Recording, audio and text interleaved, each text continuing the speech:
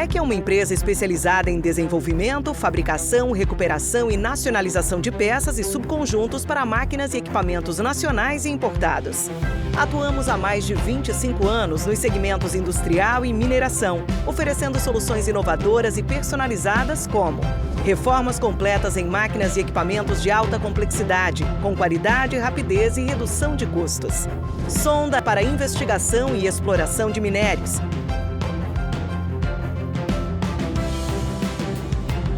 Carrier ancorador, projetado para fácil movimentação e ancoragem. Proteção de sonda, desenvolvida para eliminar o acesso do operador a partes móveis rotativas e partes quentes. A Ubertec está preparada para realizar melhorias específicas nos equipamentos ou projetar e desenvolver soluções sob medida. Ubertec, soluções em mineração. A Vale está assumindo um compromisso histórico com o futuro do planeta. Ajudar a conter o aumento do aquecimento global causado pela emissão de gases de efeito estufa.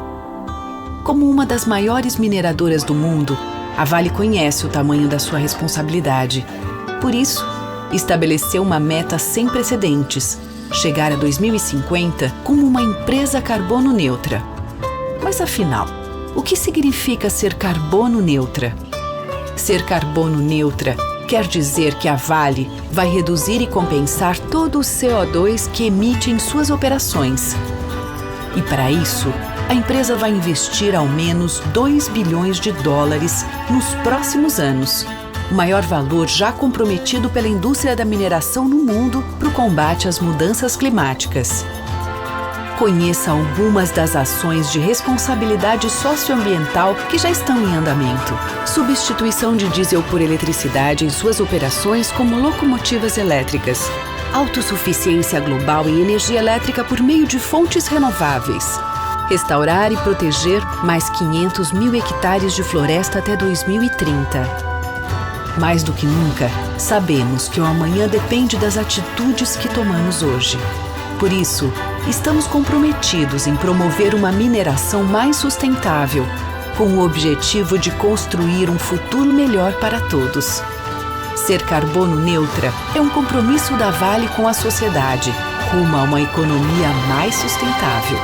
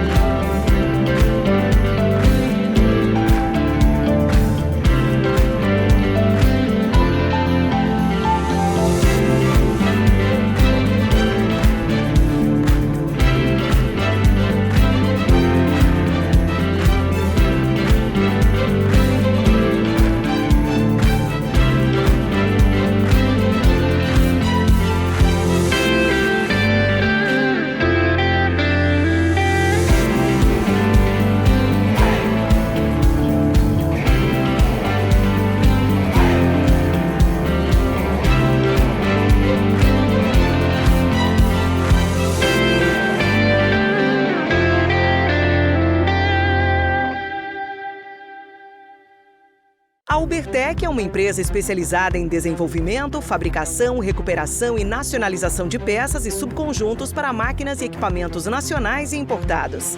Atuamos há mais de 25 anos nos segmentos industrial e mineração, oferecendo soluções inovadoras e personalizadas como reformas completas em máquinas e equipamentos de alta complexidade, com qualidade, rapidez e redução de custos. Sonda para investigação e exploração de minérios.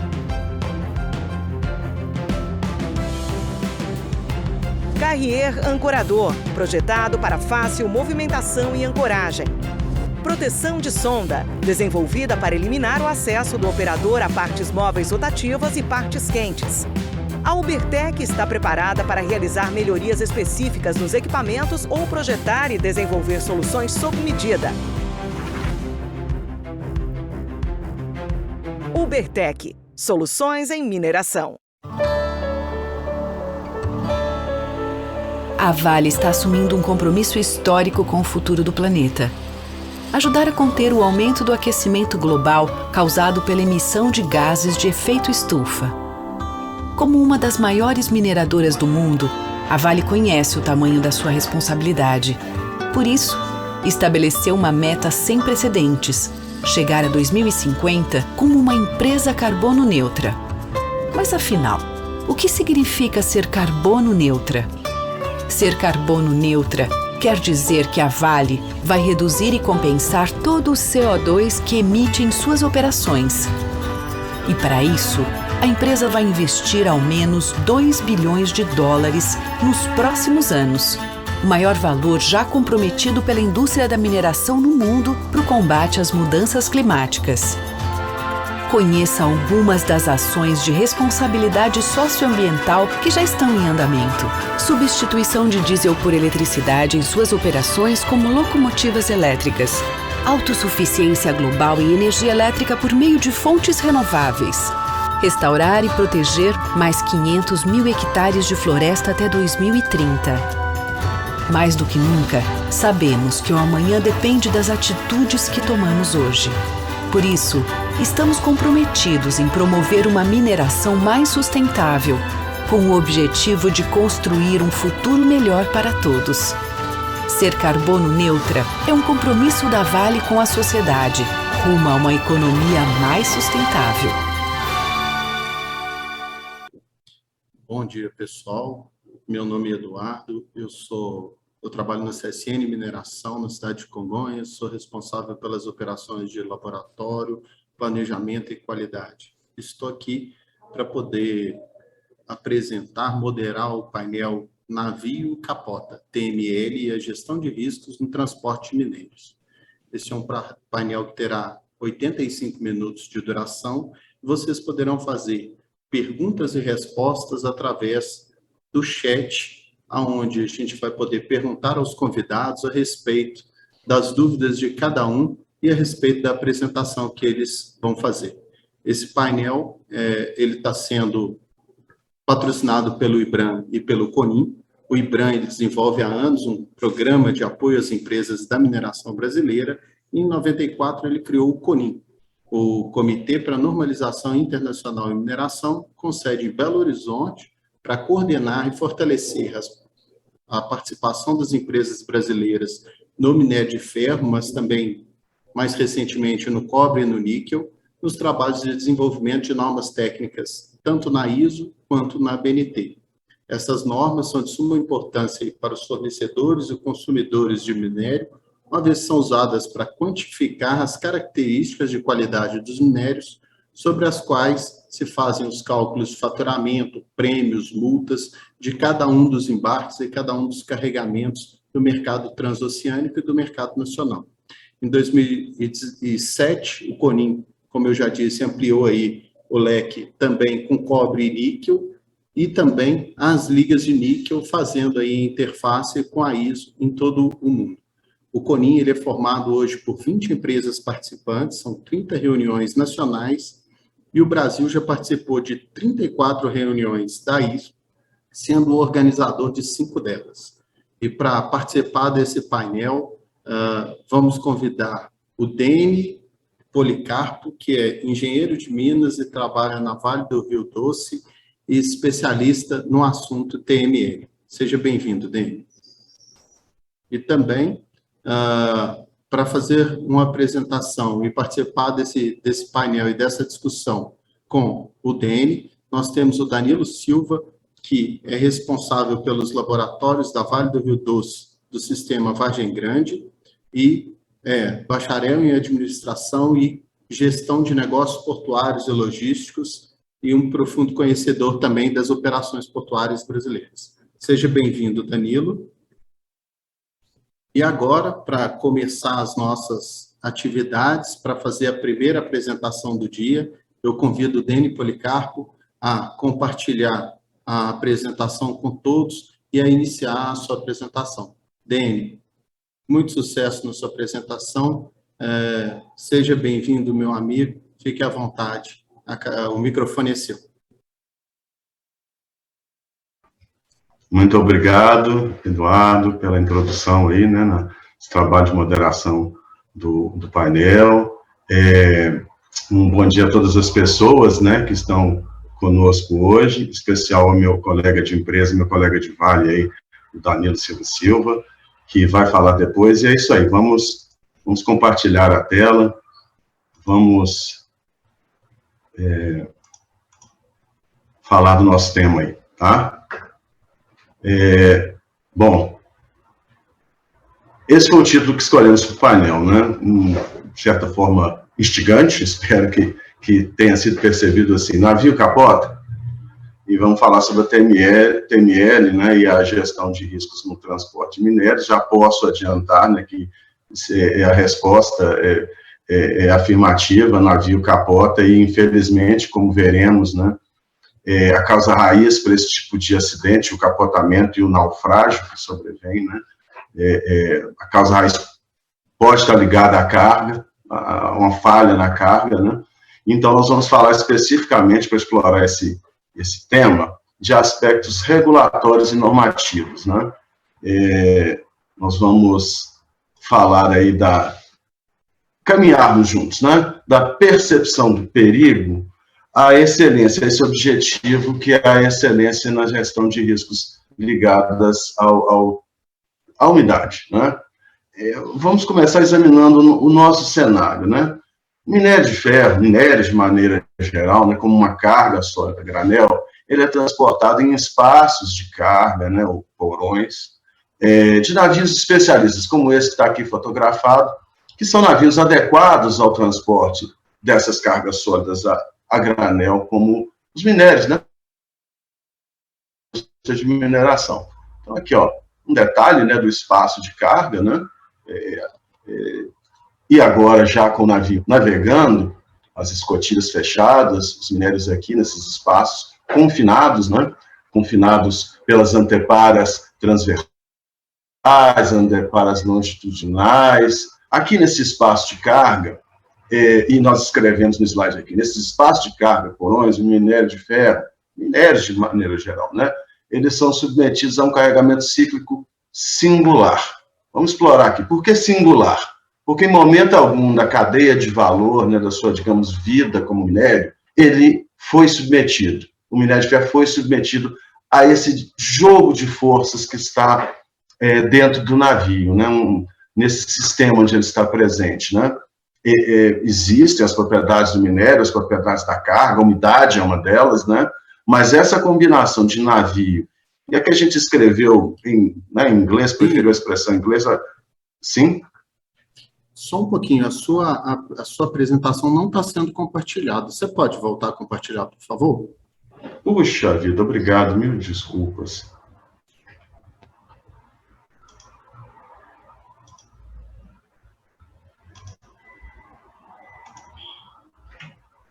Vocês me permitem, então, voltar novamente? Eu acho que eu não preciso falar tudo, né? Eu acho que o título, né? A gente já falou sobre o título do painel. Estão me vendo agora, Eduardo? Sim, está perfeito. Pode. Obrigado. Vamos lá. Então, as fotos que acho que fazem, né, falta para o entendimento, né, para ligar as palavras, né, conectar mesmo as informações, são essas, né? A questão de que o minério de ferro, minério de maneira geral, transportados por via marítima, são transportados em navios especialistas como esse da foto, em compartimentos, né, dedicados para isso. Aqui está ampliada a carga sendo recebida a bordo, e aqui já o navio viajando com as escotilhas, né, que são os nomes das tampas dos porões já fechados. Esse é que é o ponto. Olha, aqui dentro, o minério a questão de singularidade é essa, né? É o fato de esse jogo de forças ao qual o minério está submetido no transporte marítimo, ele não acontece em ponto nenhum da nossa cadeia de valor, tá? Na nossa cadeia de valor da mineração. que é essa questão do carregamento cíclico. O que é o carregamento cíclico? O navio e a carga, eles são solidários. A carga, nesse tipo de navio, ela é colocada sem nenhuma forma intermediária de acondicionamento, né? Ela é, digamos, deitada sobre o fundo do porão, fica confinada aqui nesse espaço. Então, toda a energia que está disponível devido aos estados do mar, as ondas, e os movimentos do navio é um corpo tridimensional, ele tem movimentos no mar, né? Movimentos nas 3 dimensões de rotação e também movimentos lineares, e a combinação disso é cíclico, tá? Os principais movimentos do navio acontecem de forma cíclica, periódica, a cada 10 segundos. Então, 0,1 Hz, né? Uma vez a cada 10 segundos. Isso realmente se traduz num comportamento da carga, ok? E que vai depender muito da umidade. Então, a gente pode ter uma viagem marítima com minério a bordo, terminando aqui, poderíamos dizer, né, num mar de almirante aqui, um dia bonito, uma navegação tranquila, né? Mas uma direção aqui a um belo pôr do sol, né? Mas a coisa pode terminar assim também, como terminou a viagem do navio Transamer, que foi o navio que naufragou em 2011, não foi como 2013, perdão, não foi com minério de ferro a bordo, a carga era mineral, mas era de uma outra indústria, não da indústria do minério de ferro, da indústria do níquel. Esse navio saiu da Indonésia e aqui, ó, ele está fotografado, capotado. Isso é um navio capotado. E depois de capotar, né, exibir a sua quilha, ele emborcou e naufragou. E essa frase aqui em cima já dá uma pista do que a gente está falando, né? O excesso de umidade, a umidade que ocorre naturalmente nos nossos minérios, o excesso da umidade é um perigo para o transporte marítimo. Pode fazer uma embarcação como essa, né? Uma embarcação que tinha 1 ano de idade, um navio novo, quando naufragou, né? Porte desse navio é um Supramax, 57 mil toneladas. Um navio que a indústria de minério de ferro brasileira talvez dissesse que é um navio de pequeno para médio, mas uma embarcação moderna. E esse foi o fim dela. Eu escolhi essa foto porque eu a considero muito, assim, muito adequada para trabalhar algo aqui nesse painel, que é essa percepção de risco. Porque a percepção de risco é o início da etapa seguinte, que é uma gestão de riscos adequada. Conhecer o perigo, os riscos associados, saber que sim, isso aqui pode ser causado pela carga. Você pode matar pessoas. Um dos motivos de eu ter escolhido essa foto, eu a considero muito, realmente, assim, ela ilustra bem o perigo e ninguém morreu nesse acidente, tá? Aqui tem as pessoas, né, os tripulantes, conseguiram se salvar, todos eles, né? Ao contrário de outros que a gente verá em seguida, né? Existem as chamadas cargas do grupo A, e o caso de minério de ferro fino e superfino, né, que chamamos de fino comum, sinter feed, pellet feed, são cargas do grupo A. Elas requerem, já sabemos, a comunidade marítima sabe disso, e o minerador bem informado também sabe, o minerador que faz uma boa gestão de riscos. Essas cargas requerem controle de umidade para serem consideradas seguras para o transporte marítimo. Porque a umidade excessiva nesse minério embarcado, ela tem esse aspecto de perigo, porque tem um limite a partir do qual existe o risco de movimentação de carga, chamado em inglês genericamente de cargo shift. Essa movimentação de carga, para as embarcações que levam os nossos minérios, ela é inadmissível. Ela é um efeito de superfície livre, ela pode comprometer a estabilidade do navio e levar ao seu naufrágio, né? Por isso, existe o chamado TML, o limite da umidade transportável, né? TML, o Transportable Moisture Limit, da sigla em inglês, mas é como a gente chama, é como a legislação brasileira chama em português, limite de umidade transportável.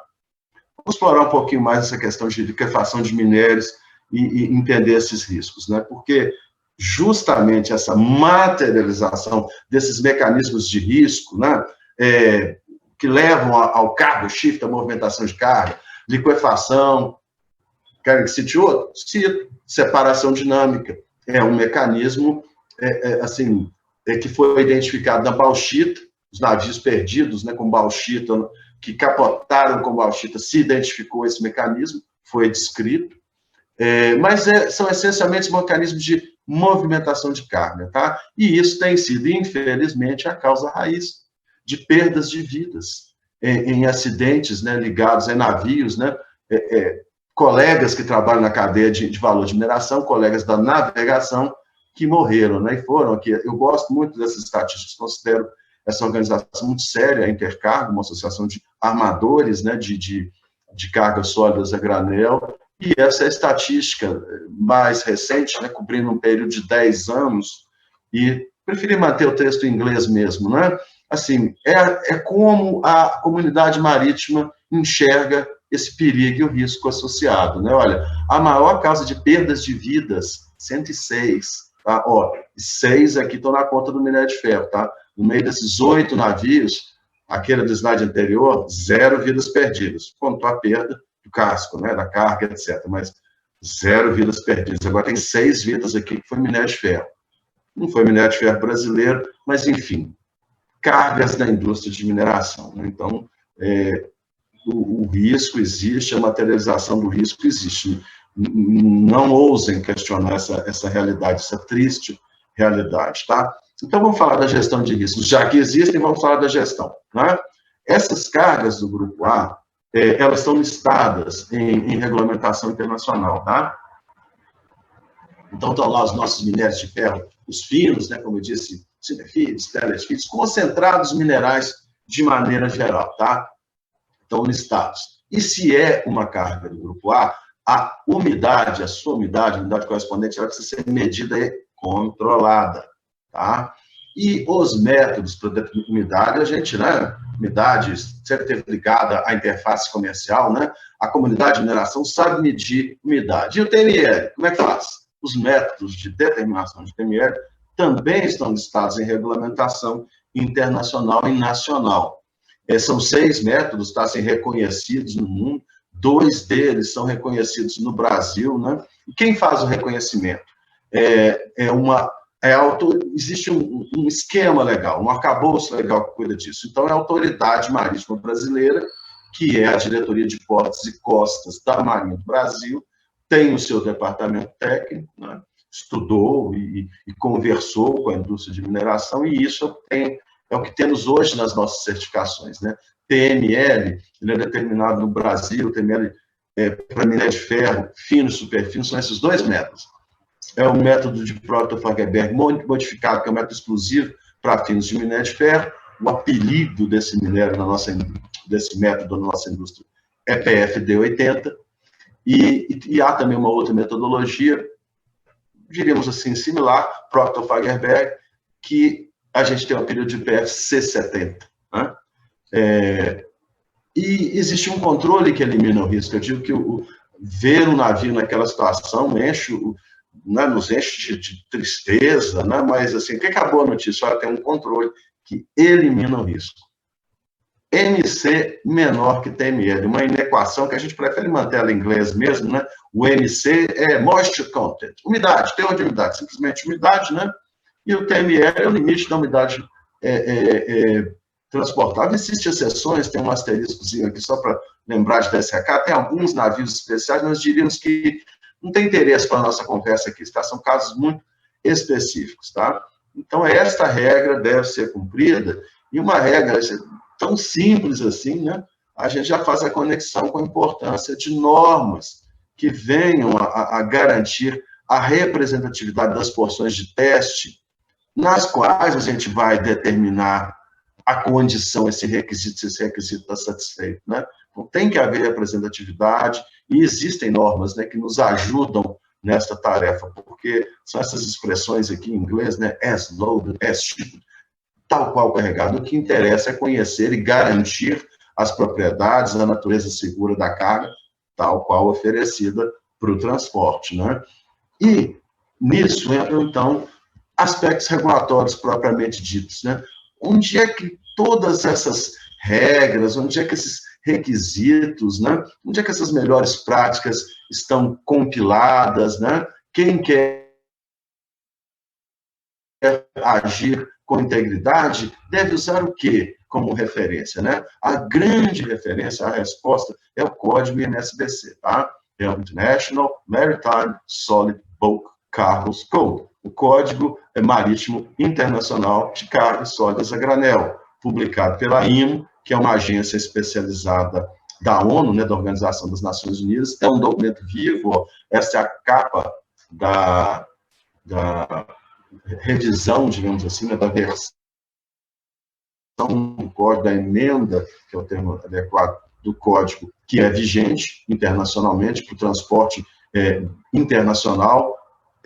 Vale também para a cabotagem no Brasil, essa é uma decisão dentro da soberania de cada Estado membro, né, da IMO, da ONU, e essas capinhas aqui, ó, dão a pista de que esse documento é muito vivo, reflete todo o dinamismo, né, da indústria, né, de mineração, com a oferta de novas cargas para transporte, as inovações também na indústria de navegação. Então, tudo isso fica harmonizado dentro desse código, né, que é revisado a cada 2 anos, e esse código ele é refletido, né, em normas brasileiras, que reconhecem, o nosso país reconhece como mandatório esse código, né, porque existe um esquema legal que vincula as coisas, tá? Uma convenção, a SOLAS.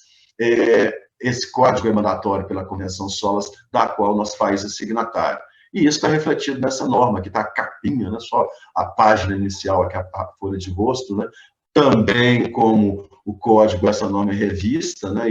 E em 2017 ela sofreu uma modificação que é pertinente à mineração e às nossas cargas, e essa norma, justamente, ela nos certifica, ela estabelece o esquema de certificações que o minerador, né, tem que ter junto à Autoridade Marítima Brasileira, reconhecendo a sua capacidade, a capacidade do terminal, né, de entregar a carga, de controlar a umidade das cargas do Grupo A. Né? São 2 certificados na visão da nossa autoridade. Né? Uma coisa é a competência em controlar a umidade, outra é a competência de determinar o limite. Né? Você determina a umidade, determina o limite da umidade transportável, e depois, como um terminal, como um operador, né, como um embarcador, demonstra a capacidade de, uma vez conhecida a umidade do TML, manter a umidade abaixo do TML.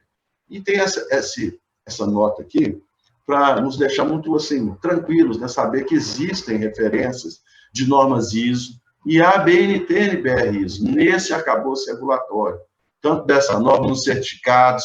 Os certificados da Autoridade Marítima Brasileira especificam o tipo de norma que é usada para amostragem, preparação de amostras. Então, existe o reconhecimento da NBR, ABNT, ISO 3082, existe o reconhecimento da norma ABNT, NBR, ISO 3087 para determinação de umidade. Essas normas são citadas diretamente nesse arcabouço regulatório, sejam como melhores práticas, sejam como as práticas a serem utilizadas, tá? Para a geração de dados, de resultados vinculantes, né? E, por falar em norma, esta é uma resposta da indústria, né? Da indústria de minério de ferro. Quando tudo isso começou, né? Assim, tudo isso começou, o que eu quero dizer com isso? Quando o código IMSBC, ele ficou mandatório a partir de 2011, então, a indústria reagiu, e essa norma, procedimentos para controle de umidade das cargas destinadas ao minério de ferro, ela já foi, inclusive, revisada no ano passado para garantir sua atualidade, né? Ela tem um caráter orientativo, né? Ela traz conhecimento, que é o que leva a uma gestão de riscos adequada, né?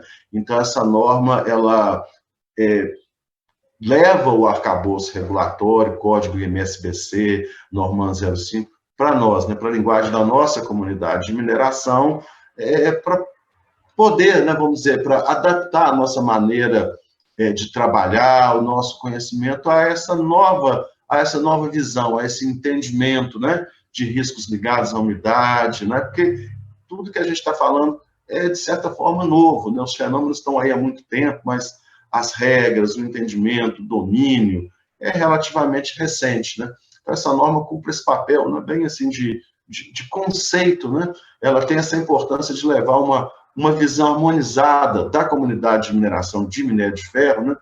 Para esses requisitos regulatórios, né? A linguagem é diferente, sabe? Então, essa norma ela é muito importante por isso, ela dá muita atenção à questão da declaração de carga. Quando nós, da comunidade de mineração, vamos entregar uma carga para transporte marítimo, né? Esse é o documento. A declaração de carga é onde nós vamos falar das informações sobre riscos existentes na carga. Então, é um documento muito importante e essa norma dá orientações muito valiosas, né, para que tudo escorra muito bem, porque não existe só o risco real, né? A gente tem que ter essa percepção, tá? O que é o risco real? É aquilo que a gente viu da foto do navio Transsummer, né? É o navio capotar, é o naufrágio, dano ambiental, perdas de vidas mudadas, cenário catastrófico, né? Então, esse é o risco real. Mas existe o risco regulatório. E se o risco real é a manifestação mais, digamos, cruel e intensa dele, essa que eu citei, no risco regulatório também vamos pensar, né, pessoal? O que é pior? Perder a certificação, não é isso? Fazer algo errado, ainda que não tenha sido um risco real, mas suficientemente errado para perder a certificação, que garante a exportação, né, que comprova a capacidade de entregar com segurança. Então, se essa certificação é tirada, só embarca fora da lei. Dentro da lei, você não entrega mais Sinterfeed e Pellet Feed para embarque, para comércio, para transporte transoceânico, não. Então, assim, ter isso em mente, sabe, essa questão da percepção, e, novamente, assim como navio capotar, capota, sim. E qual é o culpado, na maior parte das vezes? É falha na carga. Assim como a gente tem que aceitar essa realidade, aceitem também, tá? Vamos aprender com experiências de indústria mineral de outros lugares, o banimento de exportações, ainda que seja temporário, mas, assim, vamos falar do caso real, 1 ano. Ele pode acontecer como uma reação, como uma posição de Estado, como uma posição da autoridade competente de um país para defender a indústria daquele país por causa de alguma coisa que um membro da comunidade mineral fez, né? Então, realmente, a questão do risco regulatório, tá? A gente também tem que ter essa percepção, né? Os benefícios de agir dentro da técnica, né? Os benefícios de agir com o máximo de integridade, com total alinhamento aos princípios regulatórios, ele é importante, ele não rende só um ambiente tranquilo no mundo real, não. Ele rende também um ambiente tranquilo no mundo regulatório, né? No nosso dia a dia, na nossa relação com leis e regulamentos, que é tão importante, né? Tão importante. E, então, vamos falar que já está indo para uma marcha final aqui, no nosso recado principal, né, na apresentação. Depois, né, a gente continua com as perguntas no painel, né, que o Eduardo vai coordenar e moderar, né? Excelência operacional, né, em controle de unidade, né? Acho que é isso que a gente precisa procurar, é a única forma de operar. Obsessão por segurança e continuidade operacional, elas se confundem. Uma coisa não existe sem a outra. Não tem operação boa que se pode garantir continuidade se não existe uma verdadeira e autêntica preocupação, né, pelos riscos e um posicionamento técnico adequado. Então, o recado que a gente quer deixar é esse, ó, que é o único caminho para uma excelência operacional plena. Operar é bom, operar com excelência é bom, mas só está bom de verdade, só está excelente de verdade se existe junto uma excelência na gestão de riscos. É o único caminho para essa excelência operacional plena, tá? E numa forma aqui de 1, 2, 3 pontos para a gente realmente caminhar juntos, né? Percepção de riscos é o início. Então, espero, né, que esse painel, né, contribua de alguma forma, né, para que essa percepção esteja cada vez mais evidente para todos, que o excesso de umidade seja encarado como um perigo, tá? Isso requer conhecimento técnico, tá?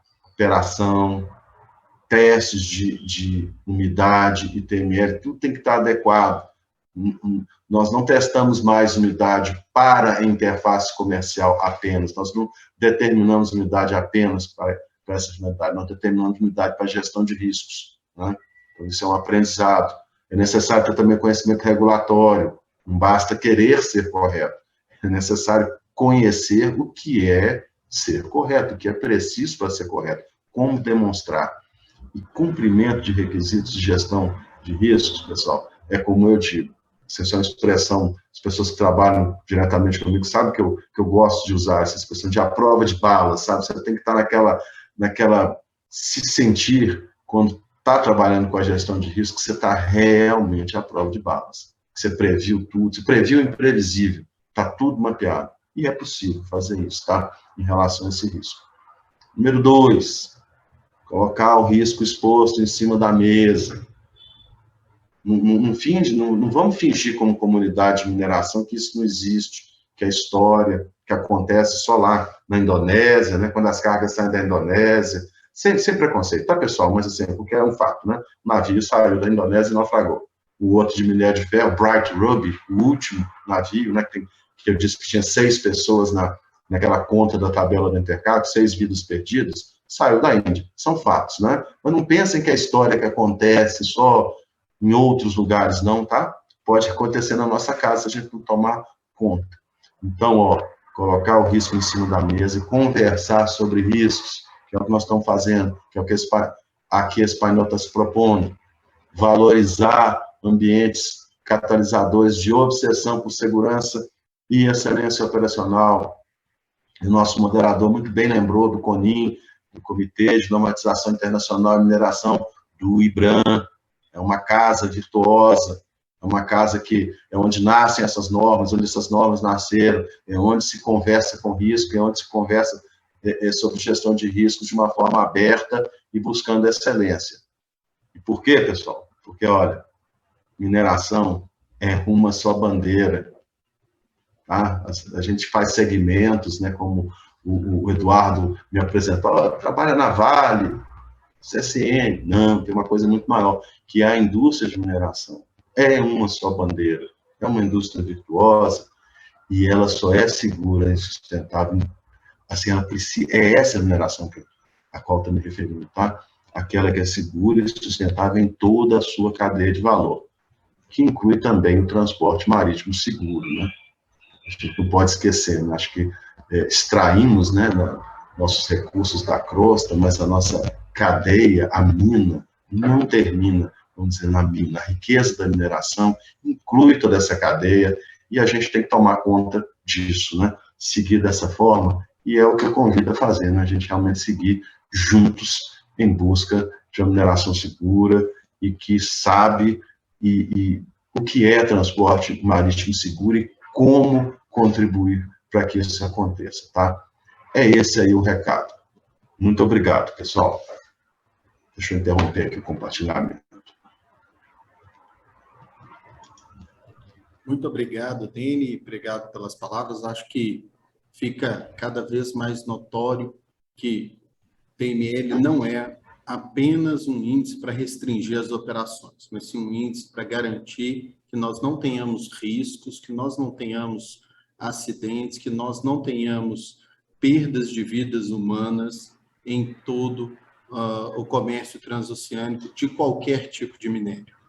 Começou no níquel, começou no zinco, chegou ao minério de ferro, chegou ao carvão e vem se tornando cada vez mais um requisito robusto para garantir a segurança das operações em cada lugar, em cada ponto do planeta. E nós, como mineradores responsáveis que somos, temos que fazer valer cada um desses requisitos que o DN mencionou para que a gente não tenha novos navios como esse que veio da China, como o que veio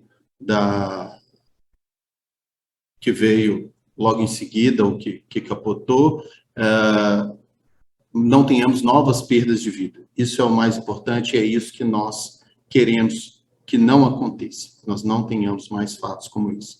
E para completar o painel, para trazer um pouco mais de informação sobre isso, eu convido o Danilo para abrir o áudio, para compartilhar a tela e para falar um pouquinho mais sobre o controle da umidade nos portos, como deve seguir. Muito obrigado, Deni. Danilo, agora a palavra é sua. Bom dia, obrigado, Eduardo, obrigado, Deni, bom dia a todos aí, um prazer estar aqui conversando com vocês. Vou pegar agora um gancho, né, do que o Deni deixou para a gente aí, e é uma parte desse controle, né, que é o arcabouço, como o Deni falou, legal, né, é o controle expedito de umidade nos portos, né. Então a gente vai falar de uma perninha desse processo da gestão de risco, que é uma parte muito importante do que a gente faz. Bom, a gente continua aqui com foco na gestão de risco, visando assegurar que a umidade do minério embarcado nunca exceda o TML, e esse é o nosso foco principal. A gente vai falar aqui sobre o controle de processo, o controle de umidade e normas, né, como o Deni citou muito bem, que o CONIN trouxe, né, reagiu lá no início aos requisitos que a Marinha impôs e trouxe essas normas para dentro da comunidade de mineração. E o CONIN tem feito esse trabalho, como também o Eduardo pontuou muito bem no início da nossa apresentação. Então, eu vou falar um pouco da ABNT NBR 16214, que é uma norma expedita de umidade. Tá? Antes da gente começar, é importante ressaltar que a elevação de umidade no minério, né, na indústria da mineração, ela causa dificuldade de manuseio ao longo de toda a cadeia produtiva, e não é de agora, não é o TML, isso a gente vem aprendendo ao longo do tempo, né? Então, assim, na usina tem entupimentos, agrega o material no silo, tem empilhamento, dificuldade, desalinhamento, no transporte ferroviário, gera perdas, né? Prejuízo de deslocamento de massa, de água que você desce, gera dificuldade na descarga, como a gente pode ver nas ilustrações aí, dificuldade, retrabalho, gera o tempo todo, o excesso de umidade está na mineração gerando impacto. Então é muito importante a gente ressaltar que o aumento da umidade, ela precisa ser controlada ao longo da cadeia o tempo todo. O aumento de risco na navegação, que possibilita o desequilíbrio do navio. Quando esse excesso de umidade ele percorre toda a cadeia e chega até o navio, ele gera o que a gente está vendo aqui. O risco de desequilíbrio, como o Deni pontuou muito bem, o navio capota, né? E é um risco, gera prejuízo financeiro, risco para as pessoas que estão dentro daquela embarcação, para a comunidade marítima. Então, a gente tem que sempre pensar com o olhar de segurança, a gestão de risco que está associada ao transporte marítimo, ao minério. Não é só o ganho financeiro de tirar a umidade, controlar a umidade pelo ganho financeiro, mas sim pelo risco associado ao transporte marítimo. O processo de controle de umidade, ele está ligado, como o Deni pontuou muito bem, o TML. TML é aquele limite que a gente não pode exceder em nenhum momento. A gente precisa manter a umidade abaixo do TML para a carga estar segura, né? O transporte marítimo ele só vai estar seguro quando a gente tiver o controle de umidade da carga daquele TML e a umidade estiver abaixo dele. Então, a gente tem o Deni chegou a comentar uma pequena parte da frota que é especial, mas uma pequena, acho que seria até insignificante, muito pequena, que poderia carregar uma tecnologia que está amparada também pelas normas, que poderia embarcar acima do TML. Mas hoje isso não é normal. Então, a nossa rotina é fazer gestão de risco, controlar o processo de embarque, para que essas imagens não se aconteçam na nossa rotina, que é um navio tombando, o excesso de minério no porão. Então, um controle de umidade de minério, ele, para a carga do grupo A, ele é muito importante. O controle ele precisa ser estabelecido em toda a cadeia produtiva, assegurando a sustentabilidade e a continuidade operacional de portos e de embarcadores. Quando a gente está falando aqui de controle de processo, a gente está falando de segurança para o porto e para o embarcador, que em alguns momentos podem ser coisas diferentes, né? Entidades distintas no processo de mineração. A norma ABNT NBR 16214 especifica um método simples, porém robusto, de baixo custo, para a determinação de controle de umidade do minério de ferro ao longo do processo de embarque. Essa norma é aplicada a todos os minérios, tanto os minérios que foram processados ou naturais. Ela foi uma ação, como o Dani pontuou, da outra norma de controle de processo, ela é uma ação do CONIN, né, que reagiu aos requisitos que a Marinha trouxe, né, a Marinha Brasileira trouxe, e a indústria brasileira, lógico, com a figura do CONIN, do IBRAM, reagiu criando normas para solidificar o nosso processo de controle de embarque e garantir a segurança das cargas. Então, essa norma, ela não pode ser comparada a fim de certificação, ela não pode substituir, comparada não pode substituir a NBR ISO 3087, que é a norma que vai certificar, para fim de faturamento, a umidade que está naquela carga. Mas ela é uma norma, a ABNT NBR 16214, tem seu objeto ali, o objetivo claro de reduzir o tempo para o controle de processo. Ela tem um objetivo claro de redução de tempo para o controle de processo. Então, ela vem com um papel muito importante na cadeia produtiva, que é o controle de processo. Tá? Ela vem para agilizar, porém, com segurança, o processo produtivo de embarcação, né, dos minérios do Brasil em modo geral.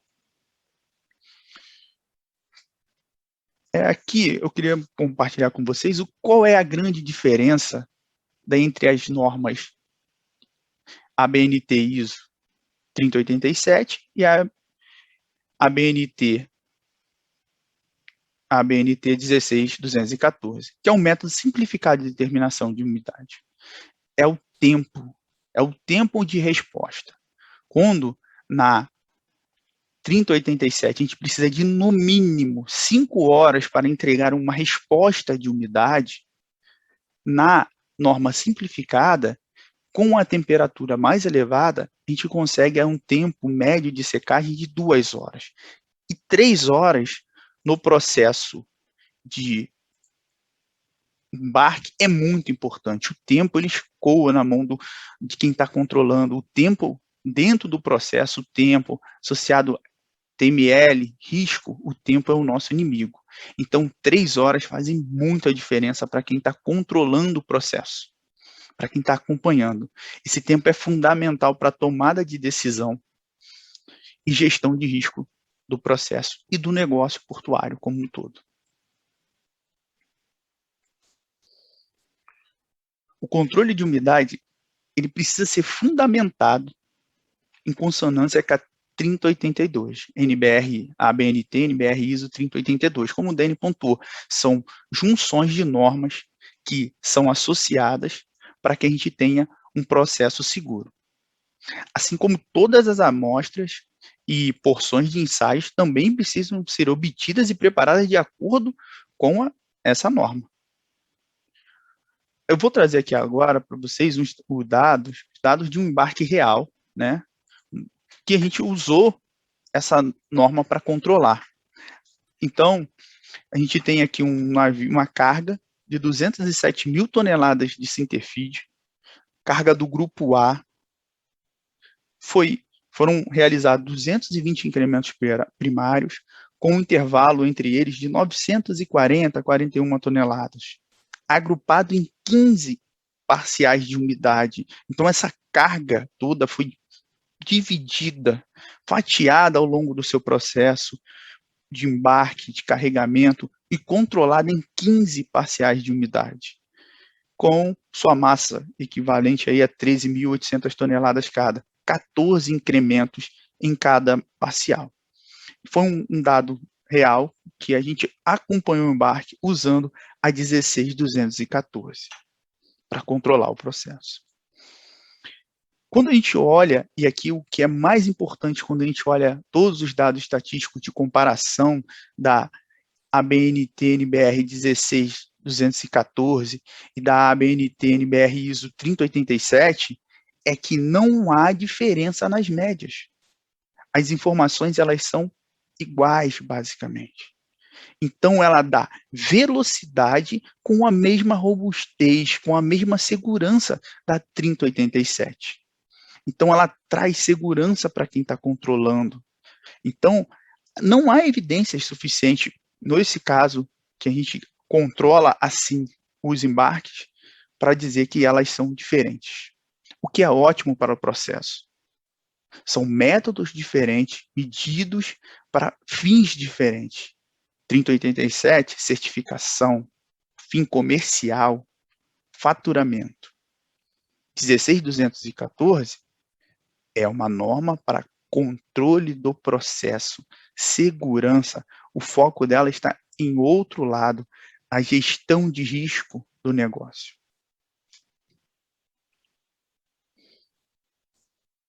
Aqui são os 15 dados, né, dispostos aqui, onde a gente consegue observar que o balãozinho azul está, em sua grande maioria, acima do quadrado pontilhado aqui na linha vermelha, que é a NBR ISO 3087.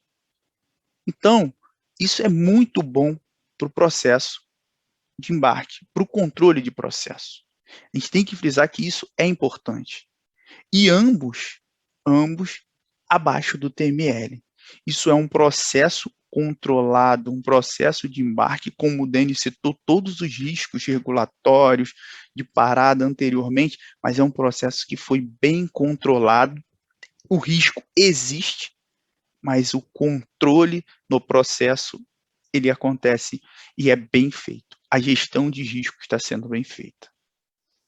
Então, esse é o recado que eu queria trazer aqui para vocês hoje, mostrar a importância dessa norma, a norma brasileira, que foi elaborada pelo CONIM, né, em conjunto com grandes empresas, para dar segurança ao processo produtivo e o transporte marítimo brasileiro. Obrigado a todos aí. Eduardo, com você agora, amigo. Obrigado, Danilo, obrigado pela sua apresentação. Eu acho que os dois temas, né, apresentados por você e pelo Deni, eles se conectam, né, mostrando que a gente necessita de um controle seguro, que a gente necessita obedecer às normas, que o principal recurso para nos ajudar a seguir, a conseguir respeitar o IMS-PC Code é utilizando normas confiáveis, normas que nos trazem números robustos e que permitem a gente fazer o controle adequado. Aí, para iniciar aí o nosso debate, para que a gente possa conversar um pouquinho a respeito disso, foram várias mensagens aqui através do chat, eu convido todo mundo a continuar participando, eu acho que é uma oportunidade única que a gente tem, né? Algumas elas expressam aí o nosso companheirismo na indústria mineral como um todo, mas eu vou fazer questão de lê-las completamente. Mensagem do Carlão para o Deni. Deni, grande abraço, parabéns pela excelente apresentação. E ele deixa uma pergunta. Como a instituição pode se habilitar a fazer o teste de TML e poder emitir o certificado de embarque? Qual o caminho legal a ser seguido? Fica à vontade, Deni.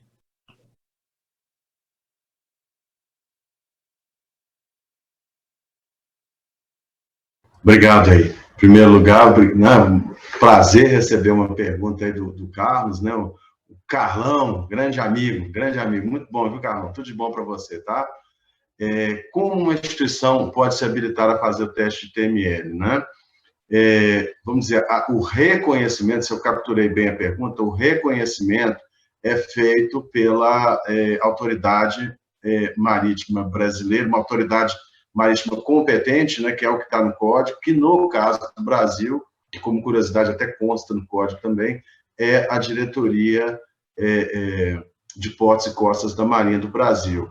Então, existe na Norman 05, no capítulo 6 da Norman, existem os requisitos, né, que vamos chamar de entidade, né, empresa, o laboratório, o embarcador, o que ele precisa para se habilitar, tá? Então, existe uma circular da IMO, que dá diretrizes tanto para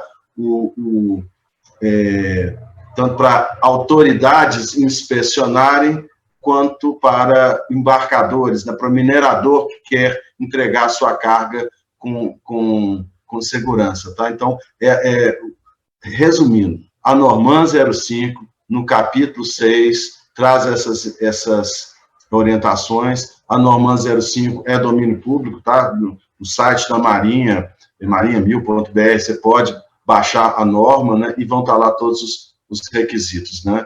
E realmente isso é um caminho que tem que ser percorrido. E é muito bom falar da autoridade marítima brasileira, a autoridade competente nossa, ela faz jus ao adjetivo, ela é competente, são profissionais realmente que nos surpreendem, tá? Por estar fora da indústria de mineração, o quanto eles dominam o métier da mineração. É isso aí, Carlão, espero ter respondido a sua pergunta, tá? E novamente, um grande abraço, tá?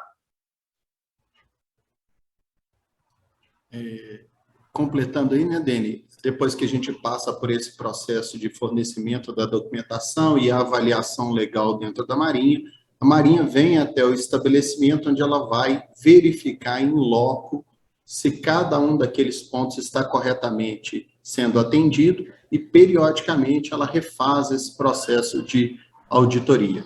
Ok? Sim, muito bem colocado, Eduardo. Obrigado pelo complemento da resposta aí. Perfeito. Mais uma parabenização aqui, o Hélio Cardoso, Samarco, colega de longa data aí da mineração, parabenizando pela apresentação de um tema tão importante para o setor mineral. Aí, Deni, Danilo, mais uma parabenização aí para a apresentação de vocês. Aí, continuando nas perguntas, o TML surgiu na indústria da navegação como uma forma de prevenção ao risco do transporte transoceânico. A indústria da mineração se adequou rapidamente ao processo, investiu em tecnologia e investiu em conhecimento, inclusive puxando a cadeia mineral mundial nesse desenvolvimento.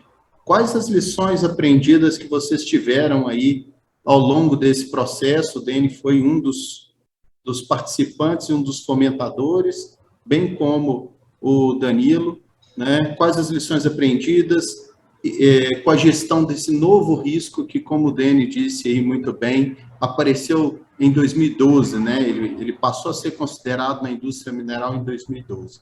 Aí, Deni, fique à vontade para começar, depois o Danilo complementa.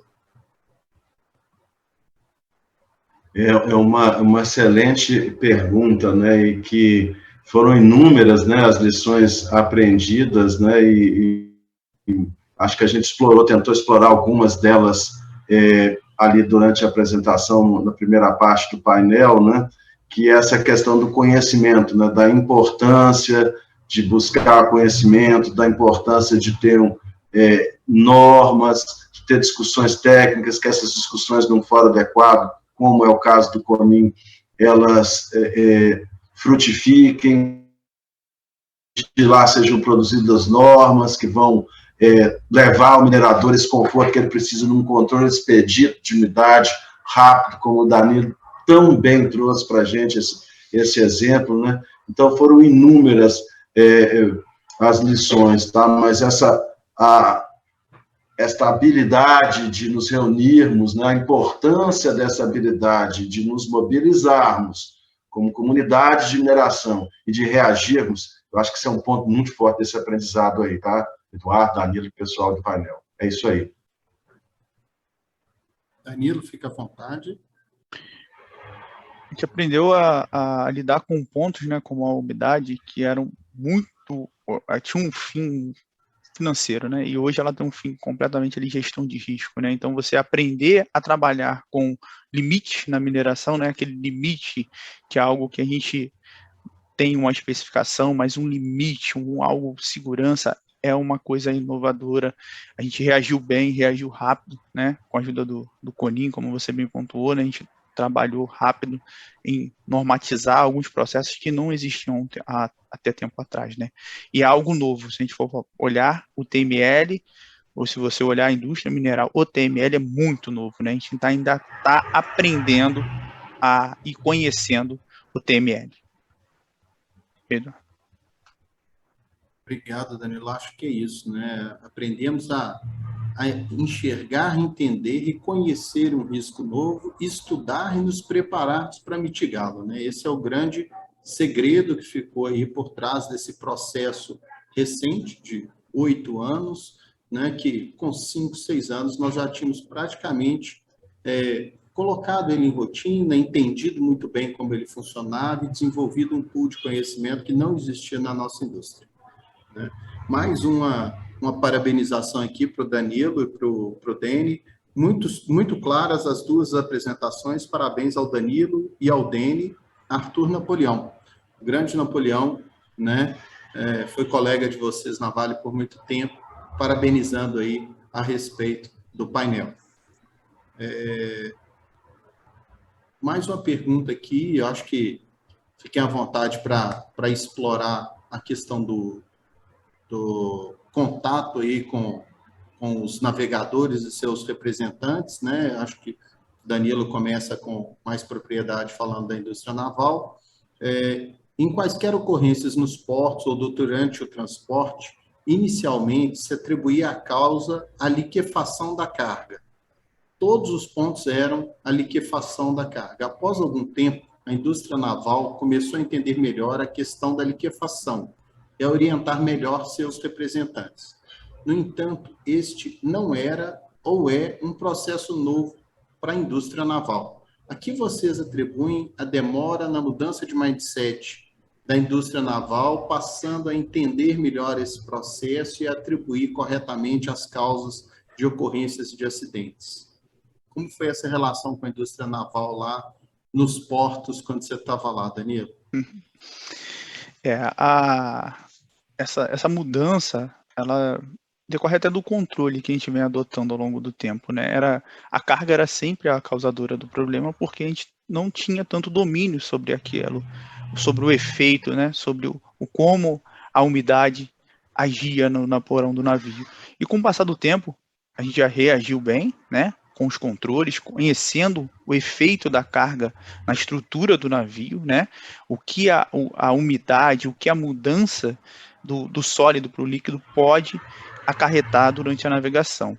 E isso trouxe segurança para a gente poder atuar de maneira clara e objetiva nas discussões quando ocorrem essas disputas, vamos dizer assim, né? No âmbito ali uma investigação, de uma análise de um risco, de um acidente. Então, a gestão de risco, ela melhorou e levou a gente a conhecer, se aprofundar dentro desse tema, né? A gente fez alguns estudos, né, Dani, até a gente participei de alguns com eles lá nos portos do densidade a bordo, qual a diferença quando a carga está a bordo, a densidade dela no solo. Então, assim, são coisas que a gente teve que aprender ao longo desses 8 anos aí com o TML. Acho que o Dani também pode contribuir aí e ajudar um pouco mais aí. É isso aí, Daniel.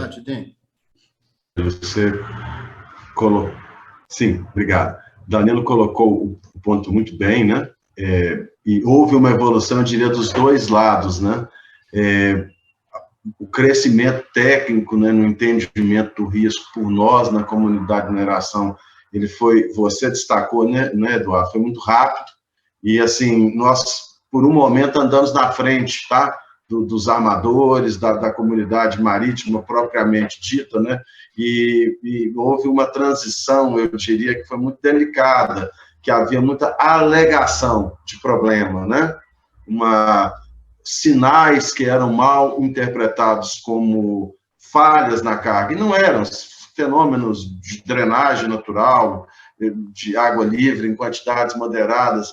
Então, foi uma caminhada, né? Foi uma caminhada, e acho que um dos segredos, né, foi nos aproximarmos, né? Fizemos isso no nível de IMO, né, como comunidade de mineração, trabalhando junto das autoridades dos países, né, nos quais as empresas estão instaladas, e aí finalmente nos aproximamos da comunidade marítima. Então, acho que o segredo, né, Danilo, o segredo disso tudo aí foi a transparência.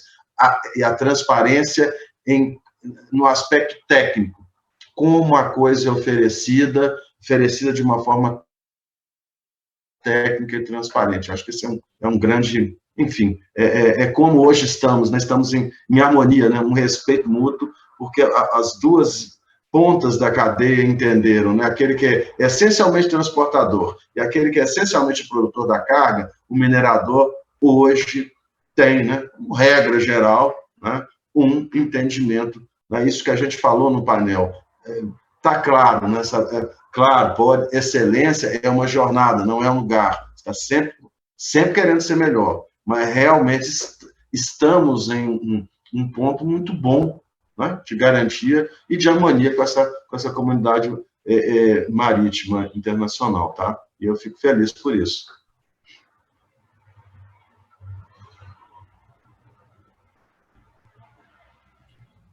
Dene, o seu som falhou. O seu som falhou um pouquinho. Tá, eu concluí o meu comentário. Será que... Não, enfim, né, vou tentar fazer só um apanhado, né, que existe hoje uma parceria entre os armadores, entre a comunidade marítima e nós, que somos os provedores de carga, e é muito baseada na transparência, no intercâmbio das informações técnicas. Perfeito? Acho que essa que é o resumão aí do comentário, ok? Espero que o áudio tenha chegado melhor aí nesses tempos de home office, né? Temos que ser tão indulgentes uns com os outros, né? Por favor, sejam comigo aí nas falhas de áudio, tá? Sem problema nenhum. Chegou perfeitamente, Dene, a gente conseguiu te escutar. Pessoal, são muitas mensagens aqui no chat, principalmente mensagens de parabéns.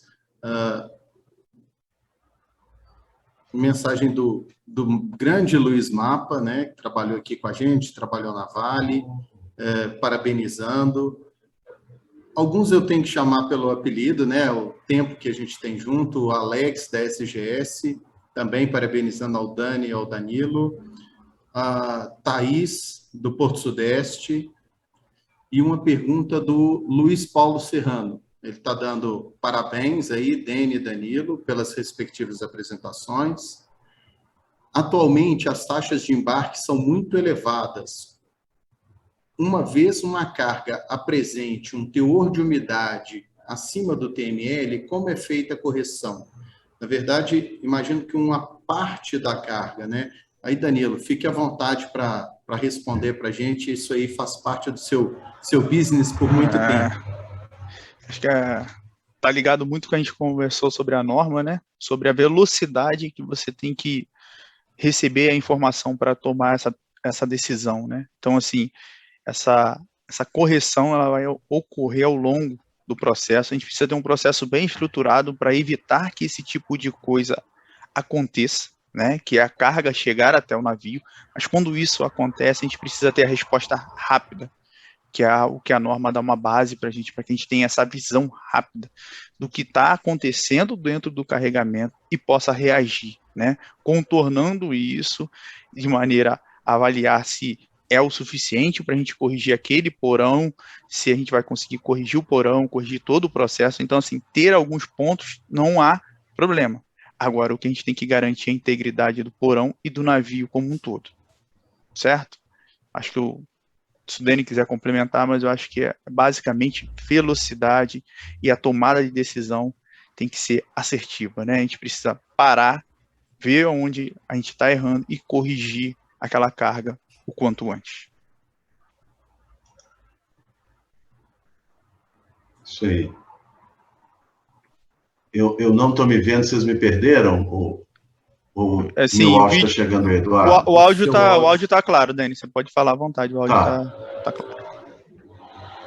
Beleza, então, a pergunta do Luiz Serrano, né? Assim, um ponto para destacar, né, Danilo? Luiz, pode ser pior ainda do que você tenha imaginado inicialmente, porque o requisito, umidade menor que TML, tem que ser garantido por espaço de carga, tá?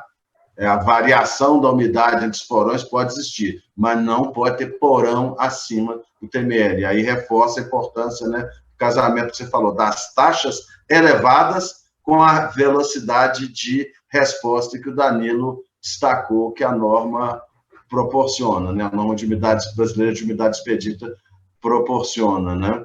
E é o controle, né? Você tem que conhecer o seu controle, os seus tempos de resposta, porque, vamos dizer, o dado vinculante, aquele que vai provar que estava certo, está mesmo sendo abaixo do ML, é o dado de estufa. Ele sai depois, o navio está navegando. Mas o processo garante que não vai acontecer. E, assim, nos momentos, né? Vamos, assim, conversa aberta entre mineradores, né? Nos momentos que você tem dúvida se vai conseguir colocar a carga abaixo do TML, se vai estar abaixo do TML dentro do porão, sabe o que a gente faz? Pode dizer na nossa empresa, a gente para de operar, espera para ter certeza, aí prossegue, espera o resultado de estufa. Se tem dúvida de controle de processo, para e espera. É assim, né, Danilo? Sim. Não tem outra maneira, porque é assim. O Danilo escreveu num slide dele, eu achei que ele foi tão feliz, nunca pode exceder o TML, né? Não, a umidade não pode estar acima do TML, nunca. Então, Luiz, controlamos o processo bem para trás, ou então paramos, meu caro, paramos, e essas correções estão dentro do que o Danilo deu o segredo aí, né? Assim, agilidade, método expedito, sabe a resposta, sabe para que direção vai com certeza. Tem dúvida? Para o carregamento, espera, ter certeza. É isso. Acho que um ponto também importante a gente ressaltar é que a 16214, ela é uma norma que ela dá um controle de processo ágil com todos os mecanismos que a gente já tem no porto, que é uma estufa, bandeja e o minério. Então, assim, ela é algo simples, mas existem outros mecanismos, né, analisador online, para que garanta que isso nunca aconteça, né? Então, assim, a gente tem outros mecanismos, mas a 16214, ela tem um papel ali que é da robustez com baixo custo. Todo embarcador tem a sua estufa, né, e a sua bandeja para poder fazer uma análise de umidade. Ela só dá a segurança de estar balizado dentro de uma norma, né, elaborada pelo CONIN, como a gente falou, né, e aprovada ou chancelada aí pela Marinha, assim dizendo. Eu vou aproveitar aí, né, que com direito de moderador eu vou completar a pergunta, né? Muitas vezes, ao longo desse processo, a gente percebeu formas, né, de medição dessa umidade ou de comparação, onde se comparava a média do navio, onde se comparava a uma determinada parte da carga. Isso também trouxe um aprendizado para a gente, né? Hoje, o controle ele acontece por unidade de carga, né, por entidade de carga, como o Dani disse, e também sobre a carga como um todo. Vocês podem falar um pouquinho mais sobre esses dois pontos, que eles ainda geram muitas dúvidas na cadeia da mineração como um todo? Sim. Posso começar, Danilo? Fica à vontade, Dani. Aqui, olha, beleza, é muito legal, né? Primeiro, não podemos ter dúvidas sobre o requisito. O controle de umidade, ele é necessário, assim, ele é necessário. Não é necessário certificar a carga por porão. É necessário garantir que você tem elementos no seu processo que, quando desafiado, você tem que ser capaz de mostrar que estava abaixo do TML em qualquer espaço de carga. Aí tem um truque muito simples, pessoal, um fato fundamental da matemática, que a gente coloca, é só refletir, gente. Um navio, como aquele a foto inicial lá, 7 porões. Como é que eu faço para garantir que a média de 7 porões esteja abaixo do TML? É só garantir a resposta. É só garantir que cada um esteja abaixo. Então, individualmente, esse que é o truque, sabe? De uma operação, assim, vamos falar numa linguagem bem assim, simples. Mire o porão, a unidade pequena. Acerte todos. Você vai acertar o conjunto. Então, acho que esse vamos dizer, uma abordagem assim simples, talvez seja até, nossa, agora que eu falei, é óbvio demais. Mas é um segredo, né? O famoso, né? É um segredinho que às vezes a gente não pensa, uma forma, né, de encarar o processo que é tão simples e tão direto e garante, né, Eduardo, incontestavelmente, né, que é só controlar por espaço de carga. Mude a granularidade do teu controle de risco minerador. Vá para o porão e o navio estará controlado. Acho que é esse aí o comentário.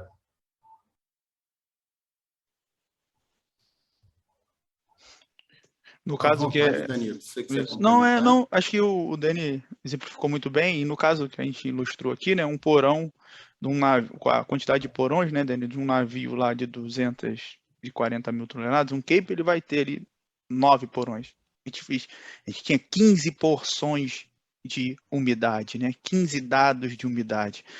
Eu não controlei por porão, mas eu controlei o processo de forma que nenhuma parcial estivesse acima do TML, com isso garanti, como o Dani falou, que todos os porões estão abaixo e a média do navio também fica abaixo. A carga está segura.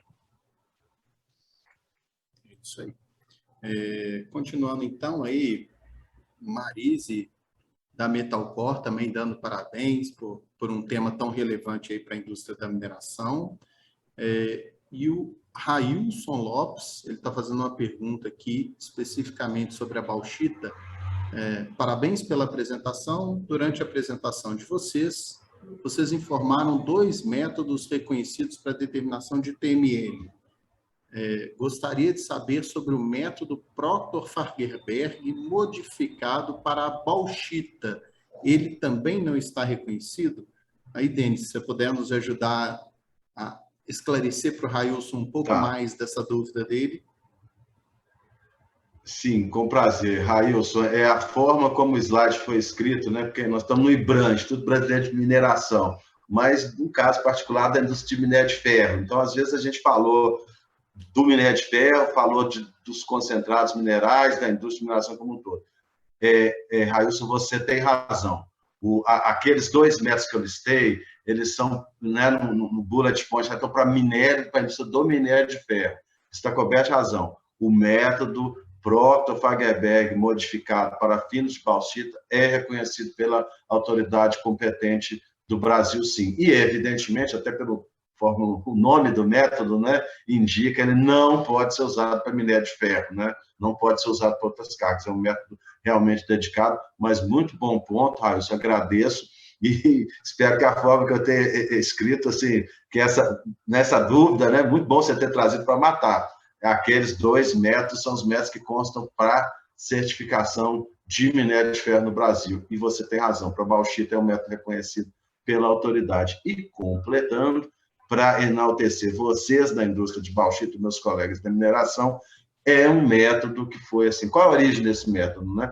Foi a indústria de bauxita foi desafiada por causa de um acidente com um minério que saiu. Gente, eu gosto de falar os países, mais para dar uma precisão na informação, não estou expressando preconceito algum, tá?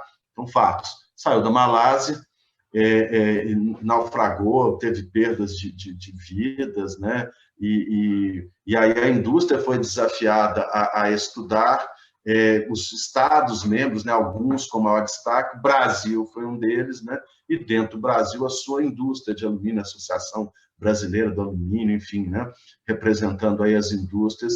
Então o Brasil, né? A autoridade brasileira, o nosso país, né? Sente orgulho por ter participado dessa construção, e vocês aí da indústria de bauxita, né, ajudaram as nossas autoridades, ajudaram a comunidade marítima a chegar a um método seguro, tá? É isso aí, show de bola. Obrigado aí pela pergunta, né, Raíssa? Perguntaço aí bacana, né, moderador? É isso aí. O Luiz Paulo interagiu com a gente aqui, falando da pergunta dele, né, especificamente, que ele estava perguntando sobre uma parte da carga, agradece aí a resposta que foi dada por todo mundo, e ele faz uma pequena observação final que eu queria deixar registrado aqui, para a gente nunca minimizar os problemas da nossa indústria mineral, né? Realmente o problema é bem maior do que imaginei. Acho que é exatamente isso, né? Muitas vezes a gente não entende o tamanho de um problema, o impacto que ele pode causar, não só para uma carga em especial, mas para uma indústria como um todo, como disse aí muito bem o Dene, né? Um problema na Malásia, de um navio da Malásia, gerou impacto nas cargas brasileiras. Aí, para a gente encerrar agora, queria pedir aí ao Danilo, se ele quiser fazer algum ponto adicional, alguma pequena observação, alguma consideração final, que a gente está chegando aí nos finalmente desses Na reta final. 95 minutos tão brilhantes que vocês Sim. fizeram acontecer. Não, eu simplesmente agradecer, né, a companhia de todos aqui nessa manhã, né, que agora já é tarde, né, iniciamos na parte da manhã, já é tarde.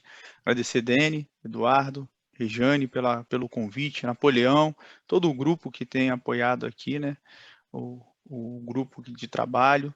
Muito obrigado a todos aí. E é isso, Eduardo, só agradecer, muito obrigado, e a indústria é uma só, né, a gente está, como o Dene falou, uma só bandeira, uma só camisa. A mineração é o Brasil, é um negócio do Brasil, né? Não é uma empresa, é um grupo trabalhando em prol de gerar riqueza, né? Tudo o que a gente está fazendo aqui hoje é graças à mineração, né? A gente está conectado, computador, rede, tem toda a etapa da mineração está aqui, né? Cobre, níquel, enfim, todos. Não, então, assim, a mineração é uma só bandeira. Ok? Obrigado aí a todos. Dene, fica à vontade. Eu também, Eduardo, gostaria de fazer como Danilo, realmente agradecer, tá? Agradecer a você pelo trabalho aí de moderação, preparação, muito bom interagir com você, viu, Eduardo? E Danilo também, companheiro aí de painel, de empresa, de tantas lutas, né? Muito bom ver você brilhar, viu, Danilo? E assim, e a satisfação, realmente agradecer, Bran, organização, a todos, e dividir um pouco da minha satisfação mesmo de estar vendo assim, perguntas tão bacanas, manifestações de pessoas queridas aí no chat, e assim, uma demonstração de maturidade mesmo da nossa indústria, tá, pessoal? A gente precisa muito disso, sabe? Hoje a minha carreira é muito madura, eu olho para trás a construção e vejo ainda que a gente realmente precisa se unir, ressignificar nosso papel na sociedade, e essas discussões sobre gestão de riscos, a mentalidade, né, da mineração do século XXI, inclusiva, segura, é o que tem que prevalecer, senão não vai ter nada, né, gente? Não é isso que a gente quer construir, né? É isso aí, muito obrigado, Eduardo, muito obrigado a todos. Vou pegar esse finalzinho aí da Dene para continuar, né?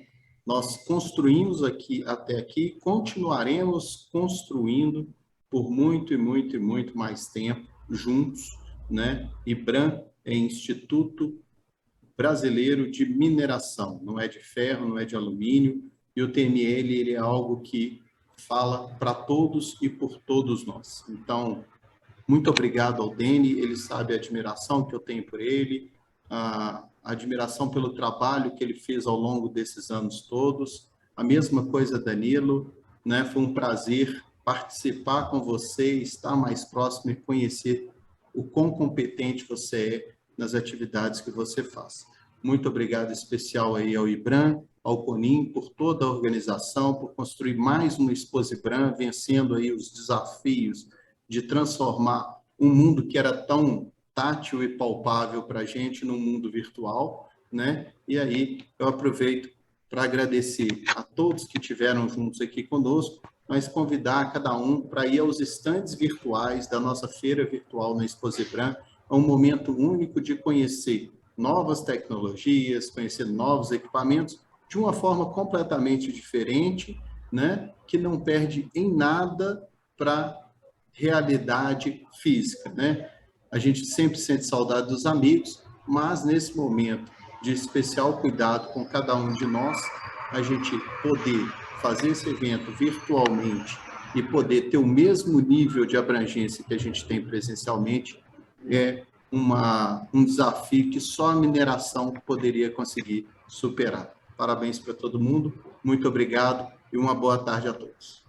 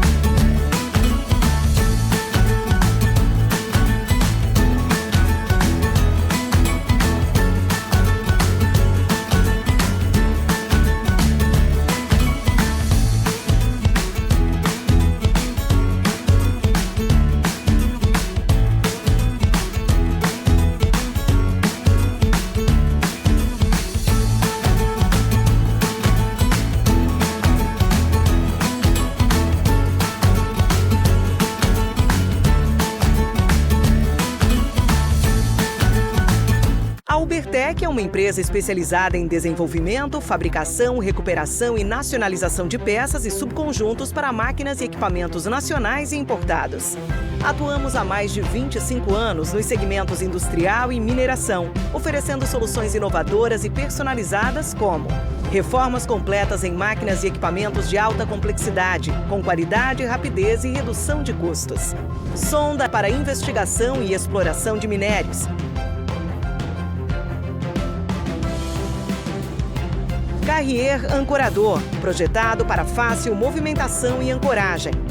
proteção de sonda, desenvolvida para eliminar o acesso do operador a partes móveis rotativas e partes quentes. A Ubertec está preparada para realizar melhorias específicas nos equipamentos ou projetar e desenvolver soluções sob medida. Ubertec, soluções em mineração. A Vale está assumindo um compromisso histórico com o futuro do planeta. Ajudar a conter o aumento do aquecimento global causado pela emissão de gases de efeito estufa. Como uma das maiores mineradoras do mundo, a Vale conhece o tamanho da sua responsabilidade. Por isso, estabeleceu uma meta sem precedentes: chegar a 2050 como uma empresa carbono neutra. Mas afinal, o que significa ser carbono neutra? Ser carbono neutra quer dizer que a Vale vai reduzir e compensar todo o CO2 que emite em suas operações. E para isso, a empresa vai investir ao menos $2 bilhões nos próximos anos. O maior valor já comprometido pela indústria da mineração no mundo para o combate às mudanças climáticas. Conheça algumas das ações de responsabilidade socioambiental que já estão em andamento. Substituição de diesel por eletricidade em suas operações como locomotivas elétricas. Autossuficiência global em energia elétrica por meio de fontes renováveis. Restaurar e proteger mais 500 mil hectares de floresta até 2030. Mais do que nunca, sabemos que o amanhã depende das atitudes que tomamos hoje.